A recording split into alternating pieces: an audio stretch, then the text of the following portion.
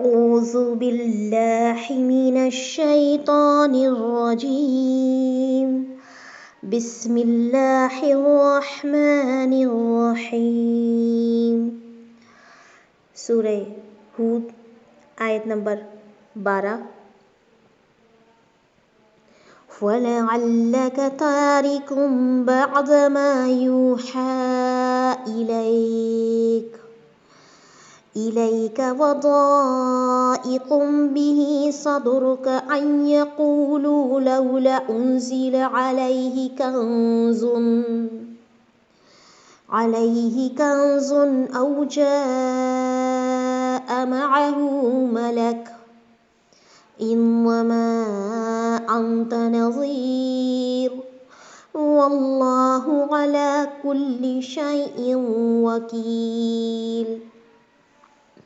أَمْ يَقُولُونَ افْتَرَاهُ قُلْ فَأْتُوا بِعَشْرِ سُوَرٍ مِثْلِهِ مُفْتَرَيَاتٍ وَادْعُوا مَنِ اسْتَطَعْتُم مِّن دُونِ اللَّهِ إِن كُنتُمْ صَادِقِينَ فَإِن لَّمْ يَسْتَجِيبُوا لَكُمْ فَاعْلَمُوا أَنَّمَا أُنزِلَ بِعِلْمِ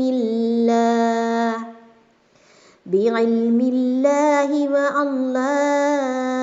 إِلَٰهَ إِلَّا هُوَ فَهَلْ أَنتُم مُّسْلِمُونَ۔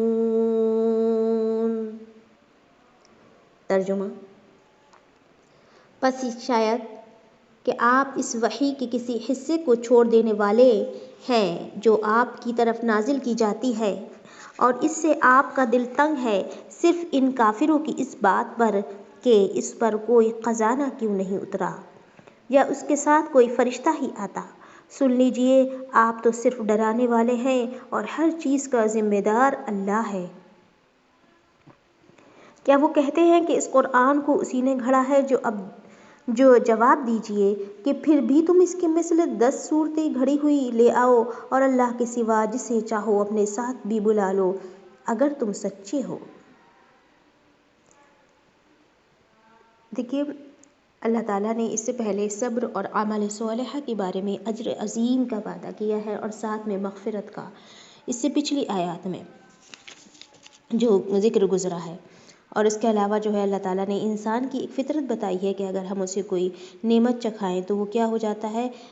بہت اترانے والا، اور اس کے برعکس اگر ہم اس کو کوئی آزمائش لیں یا اس سے کوئی نعمت لے لیں تو وہ بہت ہی نا امید اور بڑا ناشکرا بن جاتا ہے۔ تو یہ انسان کی فطرت ہے، اللہ تعالیٰ اس سے نکالنا چاہتے ہیں کہ اصل مقصد اللہ تعالیٰ کو پہچاننا ہے اور اس کی نعمتوں کا شکر ادا کرنا ہے، اور اس کی نعمت جب چلی جائے تو پھر بھی صبر کرنا ہے۔ اور آپ دیکھیے اس میں اللہ تعالیٰ کی حکمتیں ہیں اور یہی ایمان میں اضافے کا سبب ہے۔ پھر اللہ تعالیٰ نے وہی جو میں نے آپ کو بتایا صبر اور اعمال صالحہ کے لیے جو ہے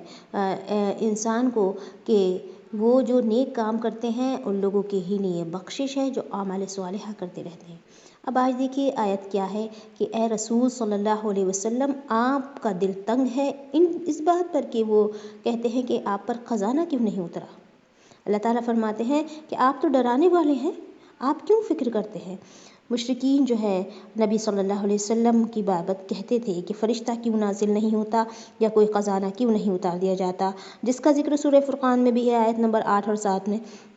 ایک دوسری جگہ بھی فرمایا گیا، ہمیں معلوم ہے کہ یہ لوگ آپ کی بابت جو کہتے ہیں ان سے آپ کا سینہ تنگ ہوتا ہے، سورہ ہجر میں ہے، آیت نمبر 97۔ اس آیت میں انہی باتوں کے حوالے سے کہا جا رہا ہے کہ شاید آپ کا سینہ تنگ ہو اور کچھ باتیں جو آپ کی طرف وحی کی جاتی ہیں وہ مشرکین پر گراں گزرتی ہیں، ممکن ہے کہ آپ وہ انہیں سنانا پسند نہ کریں۔ آپ کا کام صرف انذار ہے، تبلیغ ہے، آپ وہ ہر صورت میں کیے چلے جائیں۔ پھر کہا گیا کہ وہ کہتے ہیں کہ قرآن کو کسی نے گھڑ لیا ہے۔ اللہ تعالیٰ فرماتے ہیں کہ کوئی 10 صورتیں اس کی مثال اس کی جیسی لے آؤ اگر تم سچے ہو۔ امام ابن کثیر لکھتے ہیں رحمہ اللہ کہ پہلے اللہ تعالیٰ نے چیلنج دیا ہے کہ اگر تم اس دعوے میں سچے ہو، یہ محمد صلی اللہ علیہ وسلم کا بنایا ہوا اگر قرآن لگتا ہے تو اس کی نظیر پیش کر کے دکھاؤ، تم جس کی مدد چاہو حاصل کر لو، لیکن تم ایسا کبھی نہیں کر سکتے۔ کیونکہ سورہ بنی اسرائیل میں اللہ تعالیٰ نے فرمایا ہے کہ قُلْ إِنِ اجْتَمَعَ الْإِنسُ وَالْجِنُّ عَلَىٰ أَن يَأْتُوا بِمِثْلِ هَٰذَا الْقُرْآنِ لَا يَأْتُونَ بِمِثْلِهِ وَلَوْ كَانَ بَعْضُهُمْ لِبَعْضٍ ظَهِيرًا۔ اعلان کر دیجئے کہ اگر تمام انسان اور کل جنات مل کر اس قرآن کے مثل لانا چاہے تو وہ سب اس کا مثل نہیں لا سکیں گے، وہ آپس میں ایک دوسرے کے مددگار بھی بن جائے۔ اس کے بعد اللہ تعالیٰ نے یہ چیلنج دیا کہ پورا قرآن بنا کر پیش نہیں کر سکتے تو 10 صورتیں ہی بنا کر پیش کر دو، جیسا کہ اس مقام پر ہے۔ پھر تیسرے نمبر پر چیلنج دیا کہ چلو ایک صورت بنا کر پیش کرو، جیسا کہ سورہ یونس کی آیت نمبر 39 اور سورہ بقرہ کے آغاز میں فرمایا۔ تفسیر ابن کثیر سورہ یونس کی آیت 39 بھی ہے اس جیسی۔ اللہ تعالیٰ فرماتے ہیں پھر وہ اگر تمہاری اس بات کو قبول نہ کرے تو جان لو کہ قرآن جو ہے اللہ کے علم کے ساتھ اتارا گیا ہے، کیونکہ اللہ تعالیٰ کے ساتھ کوئی بھی معبود نہیں ہے۔ کیا تم مسلمان ہوتے ہو؟ یعنی کہ اسلام کیا ہے کہ تم اس بات کو مان لو کہ یہ صرف اللہ تعالیٰ کی ہی طرف سے نازل کردہ ہے، کسی کی اس میں کوئی مدد نہیں۔ پھر اس کے بعد جو ہے اللہ تعالیٰ جو ہے کیا ہے اس چیلنج کا جواب دینے سے، کیونکہ قاصر ہے انسان یہ ماننے کے لیے کہ یہ قرآن اللہ ہی کا نازل کرتا ہے، اللہ تعالیٰ سوال کرتے ہیں کہ تم مسلمان ہونے کے لیے کیا تیار ہو یا نہیں؟ اب دیکھیے جو اگلی آیت ہے وہ اس سے زیادہ گہری آیت ہے، اس پر ہمیں خوب غور و فکر کرنا ہے۔ کیا آیت ہے؟ من كان يريد الحياة الدنيا وزينتها نوفي إليهم أعمالهم فيها وهم فيها لا يبخسون أولئك الذين ليس لهم في الآخرة إلا النار وحبط ما صنعوا فيها وباطل ما كانوا يعملون۔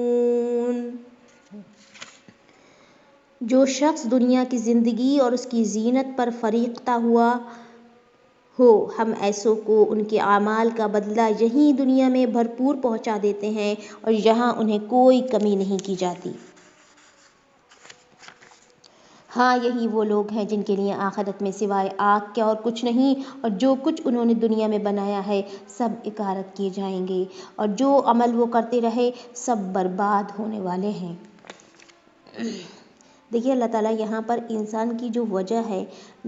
جس نے وہ انکار کر دیتا ہے، کیا ہے کہ یہ دنیا کی محبت، اس دنیا کو اپنا مقصد بنا لینا اور اس کی زینت پر فریختہ ہو جانا۔ تو اللہ تعالیٰ یہاں پر اس کی جو بیماری ہو اس کو اللہ تعالیٰ بتاتے ہیں کہ یہ ہے اس کی اصل وجہ، اور اس کا انجام یہ ہے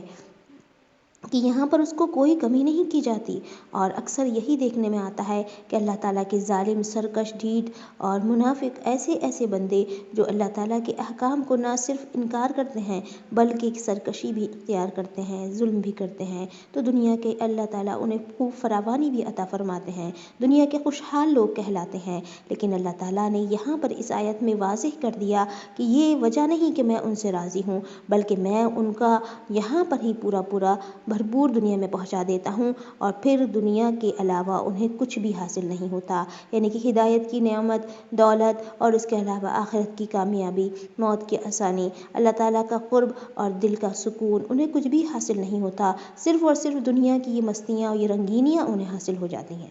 اس کے بعد یہاں پر کیا کہا گیا؟ اولئک الذین لیس لہم فی الآخرہ، آخرت میں آگ کے سوا ان کے پاس کچھ بھی نہیں ہوگا، اور وَحَبِطَ مَا